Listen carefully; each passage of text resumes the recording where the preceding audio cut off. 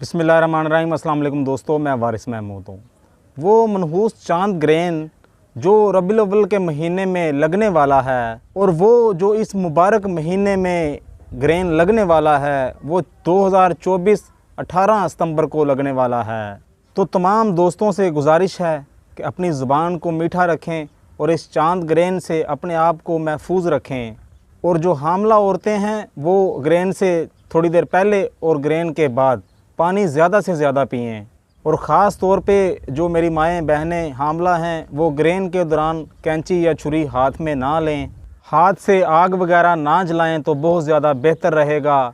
और फीकी और खट्टी चीज़ें ना खाएं तो बहुत ज़्यादा बेहतर रहेगा। अल्लाह ताला उनकी हिफाजत करेगा। और ये ग्रेन फजर के बाद ही इधर ज़ाहिर होगा और माशी बेहतरी और चिड़चिड़ापन और इख्तलाफ बहुत ज़्यादा बढ़ जाएंगे। और जैसे ही ये ग्रेन ख़त्म हो तो कुछ देर के लिए हर इंसान ताज़ा हवा में चला जाए तो इंशाअल्लाह ताला हर इंसान महज हर किस्म की बीमारी से महफूज रहेगा और अल्लाह ताला की हिफाजत में रहेगा। इस ग्रेन का सदका हस्बे तौफीक मछली, हस्बे तौफीक गोश्त और हस्बे तौफीक आटा।